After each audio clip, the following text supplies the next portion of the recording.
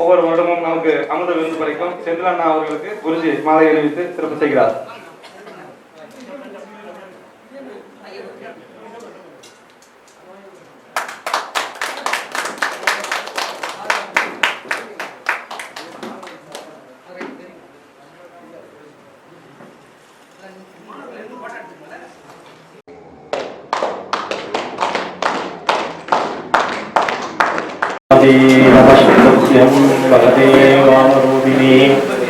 विद्यारम्भं करिष्यामि सिद्धिर्भवतुमेशः आदिदेवाय नमः आदित्याम् अम्बिकां विष्णुं गणनाथमहेश्वरं पञ्चदैवात्मनैक्यं सर्वाविष्णुशक्तये. மூன்றாவது ஆண்டு தொடக்க விழாவை முன்னிட்டு கூடியிருக்கும் ஜோதிட அறிஞர்களும் ஆர்வலர்களும் ஜோதிடர்களுக்கும் குருவுக்கு வந்தனம், சபையன்கள் வீற்றிருக்கும் சகல பெரியவர்களுக்கு வந்தனம். சரஸ்வதியின் கடாட்சம் நிறைந்த இந்த மண்டபத்தில் இருக்கிறோம். நமக்கு இன்னைக்கு ஒரு பெரிய பொருளாம். ஏன்னா தெய்வத்தின் பார்வையில் நாம் இருப்பதை விட குருவின் பார்வையில் நாம் இருந்தால் அவ்வளவு பெரிய மகாத்மியமானது குரு. அந்த குருவை நாம் வணங்கி முதலில் சபைக்கும் இந்த சரஸ்வதி கடாட்சம் நிறைந்த இந்த பொன்னான மண்டபத்தை பிறக்கும் போதே கோடீஸ்வரன் யார் அப்படின்னு ஒரு தலைப்பு. இப்பொழுது 240 கோடிக்கு அதிபதி, 900 கோடிக்கு அதிபதியில இருக்காங்க. 900 கோடி அதிபதியில இருக்கிறாங்க. ஆனா ஜாதகத்தை பார்த்தா நமக்கு ஒரு இது மாதிரி லாயில இருந்து செய்யுள் நம்ம ஐயா அடிக்கடி ஒவ்வொரு தடவையும் நமக்கு குறிப்பிடுறது, பாடல் படி கிரகங்கள் அமைந்து விட்டால், உபவிதியில் ஒத்துழைத்து விட்டால் நிச்சயம் அது நடந்தே தீரும். தெய்வம் வரம் தந்தே தீரும், அனுகிரகம் பண்ணியே தீரும். அதை இப்பிறவியில் இந்த ஜாதகம் அனுபவித்தே தீர்வார் அப்படின்னு நம்ம ஐயா ஒவ்வொரு முறையும் சொல்லுவாங்க. அந்த கோணத்துல பார்த்தா பொதுவா அதற்கு ஒரு அடிப்படை என்ன அப்படின்னா, பொதுவாகவே ஒவ்வொரு ஆன்மாவும் இந்த கோணத்திற்கு வரும் பொழுது ஊழ்வினை, நல்வினை, கர்ம வினை என்ற 3 சுமையை சுமந்து வருது. அதன் பிறகு எந்த தாய் தந்தைக்கு பிறக்கிறோம், அந்த தாயின் கர்மாவும் தந்தையின் கர்மாவும் சேர்ந்து மொத்தம் 5 விதமான பொதியை சுமந்து ஆதி கர்ப்பத்திலிருந்து அந்த வரையிலும் அப்பாதை இருக்கு. எல்லாருக்கும் பசுமையான பாதை அமைவதில்லை, கரடுமுரடான கல்பாகான பாதை. அந்த அம்மாவுக்கு பிறந்ததிலிருந்தே பசுமையான பாதை, பைபாஸ் ரோடு மாதிரி அப்படி இருக்கிறாங்க. இதுல பொதுவா அடிப்படையில ஒரு விஷயம், துவாபர யுகம் நம்ம சாஸ்திரத்திலையும் ஒரு சிலத்தை தெரிஞ்சுக்கணும். துவாபர யுகத்துல வரைக்கும், துவாபர யுகம் பூர்த்தியாகிற வரையிலும் 7 கிரகங்கள் தான் மனிதனை பரிபாலனம் செய்தார். ஆனா துவாபர யுகம் கடைசி முடிவச்ச பகவான் கிருஷ்ண பரமாத்மாட்ட நாரத மகர்ஷி கேட்கிறார். ஏன்னா கிருஷ்ண பரமாத்மா 2 பேரை உருவாக்கினார், ராகு பகவான், கேது பகவான். இந்த ராகு பகவான், கேது பகவான் உருவான உடனே நாரத மகர்ஷி பகவான் கேட்கிறார், கருடன் இதாவது கேட்கிறார். கேட்ட உடனே பகவான் சொல்றார், கலி உலகத்துல வாழ் பசங்க நிறைய பேர் இருப்பாங்க, நிறைய பேருக்கு வாழ் குலைக்கும். அதெல்லாம் ஒட்ட கட் பண்றதுக்கு வாழ் வாய்த்த 2 பேரால தான் முடியும். 2 பேரை எக்ஸ்ட்ராவா சிருஷ்டி பண்ணியிருக்கு. கலி உலகத்துக்கு மட்டும் பார்த்தா மொத்தம் 9 நீதிபதிகளா வந்து பரிபாலனை பண்ணுவாங்க அப்படின்னு பகவானே சொன்னதா கருட புராணத்துல இது வருது. இது இந்த மாதிரி அமைப்புல 9 கிரகங்கள் இருந்து நிறைய விஷயங்கள் இன்னைக்கு அற்புதமா பண்ணிட்டு நம்ம அன்றாடம் பாக்குறோம். அதுல பொதுவா ஒரு மனிதனுக்கு அடிப்படையா ஒரு சில விஷயங்கள் இந்த மாதிரி கிரகங்கள் அமைந்து நல்லா அமைஞ்சுட்டா அவங்களுக்கு வாழ்க்கையில பாத்தீங்க அப்படின்னா பிறந்ததிலிருந்து கடைசி வரையிலும் அடிப்படை தேவைகள் முதல், அதாவது அடிப்படை தேவைகள் முதல் ஆடம்பர தேவைகள் வரை அடுக்கடுக்காய் நிறைவேறும். அணிகலன்கள் படிப்படியாய் சேரும், புகழ் ஓங்கும், செல்வம் பொங்கும், சிறந்த அறிவும் தங்கும். அவன் சபை நடுவிலே சிங்கம், உதவும் குணத்தில் தங்கம், எவரையும் எளிதில் இருப்பதில் மிருதங்கம். ஆன்மீகத்தில் அடியவர் கூட்டத்தில் அவர் ஒரு அங்கம். அவர் வருகைக்கு எப்போதும் காத்திருக்கும் மக்கள் அரங்கம், அது நம்ம குருநாதர்.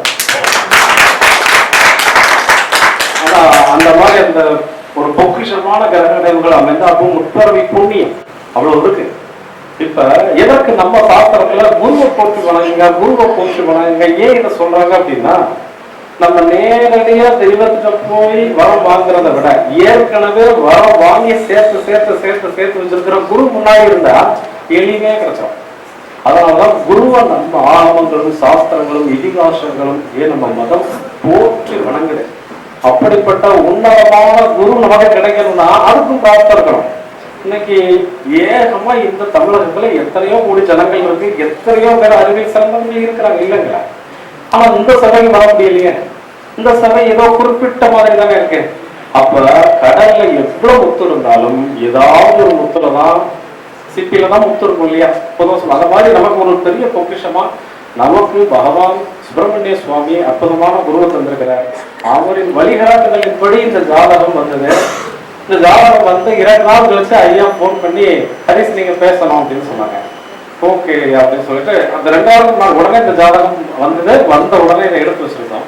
என்ன ஒரு அற்புதமான ஜாதகம். இந்த கிரகம் பார்த்துக்கோங்க. 12/10/2000 7 மணி 7 நிமிஷம் PM. ஐயா அடிக்கடி பாடம் நடக்கும் போதெல்லாம் ஒரு விஷயம் சொல்றாரு. அடிப்படை விதிகளை ஆணித்தரமாக கற்பது, ஆணித்தரமான விதிகளை அடித்தளமாக பயன்படுத்துவதும் அனுபவம் மிக்க ஜோதிடரின் கொள்கையாக இருக்க வேண்டும் அப்படின்னு அடிக்கடி சொல்றாங்க. அது அந்த அடிப்படையில நம்ம ஜாதகத்தை பார்க்கும் பொழுது நம்ம வந்து இன்னொரு விஷயம் என்னன்னா, நம்ம இப்பதான் சிறுக வந்துட்டு இருக்கோம். கண்டிப்பா ஜெயிச்சிடலாம், ஐயாவது தான் ஜெயிச்சிடலாம். நிச்சயம் மிகப்பெரிய ஐயாவுடைய மாணவர்களாக நம்ம எல்லாரும் நிச்சயம் மிக சிறந்த ஜோதிடராகும். அதுக்கு ஐயாவோட ஆசை முழுமையா இருக்கு. இந்த ஜாதகத்துல ஒரு விஷயம், முதல் ஒரு செய்யுள் ஜாதக அலங்காரம் 271வது பாடல். அதாவது குணமார் தன்ம கண்மாதி கூறும் சுபக்கோள் கூடி மனமார் கண்மத்தில் மறுவின் மன்னவனாம் உணர்வாய் இவர்களோ 5ஆம் அதிபதியும் கூடிட உணர்வாய் ரெங்கை இருந்தாலும் பூமிக்கும் புறவனாம் அப்படின்னு.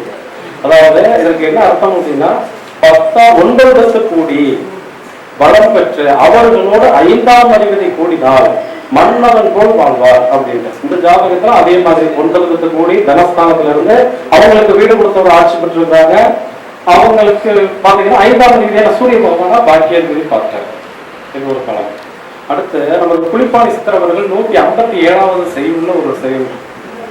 கூட்டுகிறேன் இன்னும் ஒரு புதுமை கேளு, புகழ் பெரிய ஈரிரண்டு குடையோன் என்ற ஆட்டுகிறேன் அப்பதிக்கு 10 அப்பனை இறையோனை கூடிட்டாலும் கூட்டுகிறேன் குளவிக்கு பூமி மெத்த குவலயத்தில் பெயர் விளங்கும் போகவானாய் கூட்டுகிறேன் போகரோட கடாட்சத்தாலே பூதலத்தில் ரவியோனை பார்த்து சொல்ல அப்படின்றார். அதாவது இதுக்கு என்ன அர்த்தம் அப்படின்னா, லக்கணத்திற்கு, அதாவது இந்த செய்யுள்ள சொல்றதுக்கு முன்னாடி ஒரு சின்ன கருத்தை ஐயா அடிக்கடி ஒரு விஷயம் சொல்லுவாங்க, லக்கணத்தையும் ராசியும் சேர்த்துதான் பார்க்கணும். ஏன்னா உடலும் உயிரையும் சேர்த்து பார்த்தாதான் ஒரு பலம் அடிப்படையா தெரியும் அப்படின்ட்டு. இப்ப இந்த ஜாதகம் பாருங்க, இந்த ஜாதகத்துல ராசிக்கு 4ஆம் அதிபதி என்ன வீட்டுக்கு 10ஆம் அதிபதியை சூரியன் கூடி குரு பகவான் பார்த்தார். இந்த செய்யுள்படியே இந்த ஜாதகத்துல கிரகம் அமைஞ்சிருக்கு. இவங்க அற்புதமா வாழ்றாங்க, மிகப்பெரிய ஒரு செல்வாக்கு. இவங்களுக்கு கீழே அடிமையாவே கிட்டத்தட்ட 5000 பேருக்கு மேல வேலை செய்யறாங்க. ஒரு சின்ன வயசு தான், அவ்வளவு பெரிய கீர்த்தி புகழ் அவ்வளவு இருக்கு. இந்த செய்யுள்படி கிரகத்த கிரகம். அடுத்து கேளப்பா இன்னும் ஒரு புதுமை கேள, கனமான கரும்பாம்பு கேந்திர கோணம் ஆளப்ப அர்த்தவத்துவம் சுவரை கூட அப்பனே சேர்ந்தாலும் கண்ணுற்றாலும் சீரப்பா சென்மனுக்கு யோகம் பெற்ற சிவசிவா கிளர் யோகம் திடமாய் செத்து கூரப்பா குடிநாதர் சேர்ந்து வைத்து குமரனுக்கு அணுதினமும் பலனை குறை. 155வது செய்யும். அதாவது ராகு பகவான் கேந்திரத்தில் இருக்க ராசிக்கு அவர் நின்ற வீட்டதிபதி சுவரை கூட சுக்கர பகவானை கூட. இது சிறப்பான கிளர் யோகம். இதுல லக்னாதிபதி தொடர்பு நிச்சயம் வரணும் அப்படிங்கிறார். இந்த சுக்கர பகவான் சார்ந்ததான் சிவ பகவான் இருக்கார் லக்னாதிபதி. அப்போ லக்னாதிபதி தொடர்பு கொடுத்தா அப்ப அது கரெக்டா வரும் அந்த செய்யும். அடுத்து இன்னொரு செய்யும். இது வந்து பாத்தீங்க அப்படின்னா ஜாதக அலங்காரத்துல தான் இருக்கு. திடமுறும் ஆறாவாதி பாவனாய் கேந்திரத்தில் வடிமுறு நல்லோர்காக மறுவில் மந்திரியுமாகி மடிமிசை எவரும் போற்ற பயில் பிரதாபனாகி கொடியோர் தமக்கு மெண்டே கூறுவன் குணவானாய். அதாவது ராசிக்கு பாருங்க 6ஆம் அதிபதி கேந்திரம் ஏறி குரு பகவான் பார்த்துட்டு அப்ப 4 செய்யுள் 4 பாடல் அடியனுக்கு பகவான் சுப்பிரமணிய சுவாமியின் பரிபூர்ண அனுகிரகத்தோடையும் நம்ம குருநாதர் அனுகிரகத்தோடையும் இந்த ஜாதத்தை எடுத்து வைக்கும் பொழுது உதித்த இந்த 4 செய்யுள். ஆனா இப்ப நமக்கு முன்னாடி பேசுற ஐயெல்லாம் பாத்தீங்கன்னா கடகடகலாம் அப்படி பாடல் வந்து அருவியா கொட்டுச்சு. இது வந்து அப்படி உட்கார்ந்து நம்ம எனக்கு பாடல் வந்து நம்ம விதிகள் வரதே தவிர அந்த பாடல் மனசுல கெட்டியா இருக்குல்ல. அப்ப பாட்டு படிக்கிறோம். இந்த நேரம் அவர்களாம் தோணுதான் என்னமோ அருவியா கொட்டுறாங்க, நம்ம பாட்டு படிச்சுட்டு இருக்கோம் உண்மையிலே. ஆனா அந்த ஒரு உயர்ந்த நிலையை அதையே நிச்சயம் அடையினேன். ஏன்னா ஐயா ஆசீர்வாதம் கண்டிப்பா. அது இந்த பசையின் படி அதற்கு துணை விதிகள் எல்லாம் சப்போர்ட்டிங்கா இருக்குது ஜாதகத்துக்கு. அப்ப இந்த ஜாதகி அற்புதமான கோடீஸ்வரி. சரி, இப்ப ஐயா அடிக்கடி ஒரு விஷயம் சொல்லுவாங்க, செய்யுள் சொன்னாலும் துணை விதி ஒத்துழைக்க வேண்டும், உபவிதி அப்படி சொல்லுவாங்க இல்லையா. பொதுவா ஐயா அடிக்கடி ஒரு ஜாதகத்தை எடுத்தாலும் லக்னாதிபதி பலமா இருக்கும். எந்த ஜாதகமா இருந்தாலும் லக்னாதிபதி பலமா இருந்தால் மட்டுமே ஜாதகம் பலம். இந்த ஜாதகத்துல லக்னாதிபதி 5ல மறந்த சூரிய பகவான் 6ல மறைஞ்சாலும் அம்சங்கள் ஆட்சி பிளஸ் பாக்கியாதிபதி அவரை பார்த்துட்டு இருக்காரு. அப்ப லக்னாதிபதி பலம் நிச்சயம் வேணும் அப்படிங்கிறது ஒண்ணு. அடுத்து 2வது, ஐயா முன்னாடி ஒரு பட்டு பயந்து இருக்கிற மாதிரி ஓகே, இது வந்து ஃபார்முலா பண்ணக்கூடாது, சிரத்தையோட படிக்கணும். இப்ப நம்ம நம்ம என்ன பண்ணுவோம் அப்படின்னா, அங்க ஓடி கடலை எடுத்து வாயில போட்டு சமைச்சுக்கிட்டே சனி பகவான் எங்க இருக்காரு, செவ்வாய் பகவான் இதெல்லாம் எப்படி இருக்கக்கூடாதுங்க, சிரத்தையோட ஆசனம் போட்டு கிளம்ப அந்த சிரத்தையோட படிக்கணும். அதைத்தான் நான் சொல்றாரு. இத்தனை விஷயம் பற்று, மதிப்பு, மரியாதை, நம்பிக்கை, பக்தி, ஈர்ப்பு, மேலும் இதை கட்டி காக்க இவன் தகுதியானவனா. வித்தையை சொல்லி கொடுத்தா இதை கடைசி வரை கட்டி காப்பாற்றுவானா. இதை பகவான் பார்ப்பார். யாரு? நம்ம சுப்பிரமணிய சுவாமி மேல இருந்து பார்ப்பார். ஏன்னா ஜோதிடத்துக்கு கிட்ட வரலாம், அவர் பார்ப்பார் இதை கடைசி வரை கட்டி காப்பாற்றுவானா அப்படின்னு. அடுத்து தனம் பெறாமல் தானம், அதாவது தனம் பெறாமல் வித்தையை தானம் செய்வானா கடைசியில. அது ரொம்ப முக்கியம். இந்த காசு வாங்கிட்டு வித்தையை சொல்லி கொடுப்பாங்க இல்லையா. இன்னைக்கு அந்த கூட்டம் நிறைய இருக்கு, நம்ம அதை குறிப்பிட்டு யாரும் சொல்ல வேண்டாம். தனம் பெறாமல் வித்தையை தானம் செய்யும் பக்குவம் இருக்காம இருக்கு.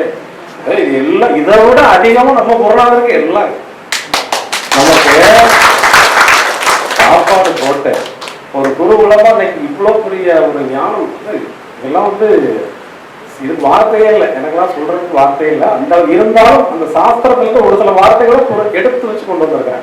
அப்ப இதெல்லாம் முருகப்பெருமான் சொல்றார், தனம் பெறாமல் தானம் செய்வாரா வித்தையை, அது ஒண்ணு. அடுத்து ஒழுக்கம் உள்ளவனா, உயர்ந்த பண்பு கொண்டவனா, குருவை உயிரால் மதிப்பவனா. நம்ம ஐயா இன்னைக்கு ஒவ்வொரு நேரம்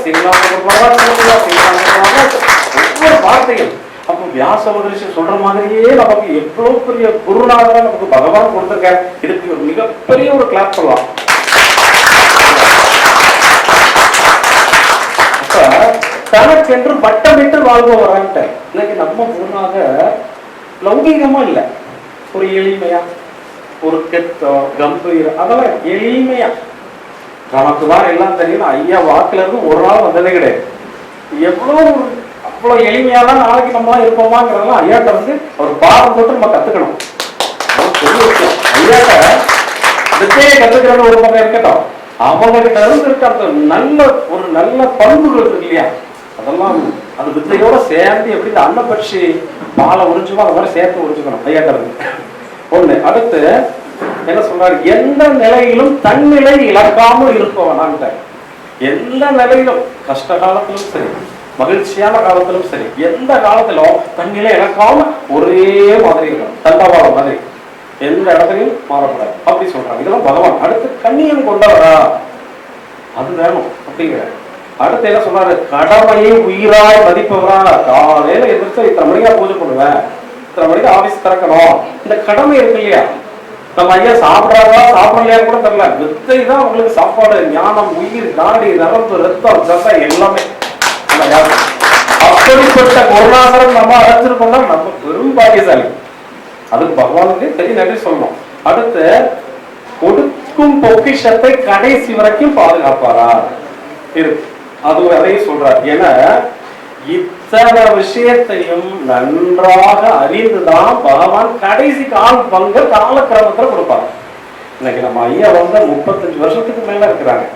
அவன் பகவான் எத்தனை பகவானுடைய உள்ளத்துல அவர் எவ்வளவு இடம் பிடிச்சிருக்காரு. இன்னைக்கு கொடுத்தோட பட்டு சொல்லணும்னா நம்ம அதெல்லாம் சிறமே கொண்டு கத்து மிகப்பெரிய லெவல்ல நம்ம இந்த வித்தையை கொண்டு வரணும். இந்த இடத்துல ஒருத்தர் ஜோதிடம் சொன்னா எந்த ஜாதகத்தை கொடுத்தாலும் பலம் சொல்றாங்க. இது யார் மாணவர்? சோமசுந்தரையா மாணவர்கள் அப்படின்னு சொல்லலாம். அந்த அளவுக்கு நம்ம என்ன செய்யணும்? ரொம்ப ஒரு சிரத்தையோட இந்த வித்தையை கத்துக்கிட்ட பகவான் சொன்னபடி நம்ம நடந்தோமையானால் நிச்சயம் நம் வாழ்வில் பெரிய ஒரு வெற்றியை கண்டிப்பா அடையலாம்னு பகவான் சொல்றாரு. அதை அடியேன்னு சொல்றாரு. சரியா? நிறைவாக ஒரே ஒரு விஷயம். எத்தனை தூரம் நம்ம ஜாதகத்தை பற்றியும் சாஸ்திரத்தை பற்றியும் பேசிட்டோம். அடியனுடைய சிற்றிருக்கையிலேயே ஒரு சில வரிகள் ஐயாவுக்கு பகவான் அனுகிரகம் பண்ணணும்னு சொல்லி, ஆதி தெய்வங்களும் வானவர்களும் விண்ணவர்களும் தேவர்களும் அஷ்டதிக்கு பாவர்களும் குல இஷ்ட தெய்வங்களும் முன்னோர்களும் ரிஷி அந்தரர்களும் நவ கிரகங்களும் உயர்ந்த குணம் கொண்ட பெரியவர்களும் அறிவாற்றல் நிறைந்தவர்களும் கல்வியில் சிறந்தவர்களும் நற்குணம் கொண்டவர்களும் குல மாந்தர்களும் தீர்க்க சுமங்கலிகளும் நம்ம ஐயாவையும் அவங்களுடைய ஃபேமிலி குடும்பத்தையும் நிறைந்த ஆசீர்வாதம் பண்ணி ஆள் போல் தலைத்து அருகு போல் வேரொன்றி பால் போல் பொங்கி சேர்ந்து அருகு போல் இணைத்து பச்சரிசி போல் சுவைத்து பவளம் போல் மின்னி பாற்கடல் போல் வாழ தங்களுக்காக நம்ம எல்லாரும் நம்ம ஐயாவுக்காக பிரார்த்தனை செய்யணும். அற்புதமான குருநாதர் நம்ம கிடைச்சிருக்க. அப்போ ஐயாவுடைய ஃபேமிலி, ஐயா மனசு அப்படி பூ மாதிரி இருக்கணும். இன்னும் அவங்க 100 ஆயிரங்கள் வாழணும். நமக்கு நிறைய சொல்லி தரணும். நமக்கு தெளிவு செய்யணும். அதுக்கு அந்த பால தண்டாயுதபாணி சுப்பிரமணிய சுவாமி அனுகிரகம் வேணும். அவங்ககிட்ட அனுகிரகம் பிறகு நம்ம எல்லாரும் பிரார்த்தனை வைக்கணும். அதுதான் பெரிய விஷயம். சரியா? அப்படின்னு சொல்லி நிறைவாக வேல் பிடித்து நின்றவனின் கால் பிடித்து தொழுதால் நம்மை கரம் பிடித்து உயர்த்துவான்னு சொல்லி நிறைவு செய்யணும். ஹரிஸ் தோசியன், திருநெல்வேலி 63 80 11 76 48.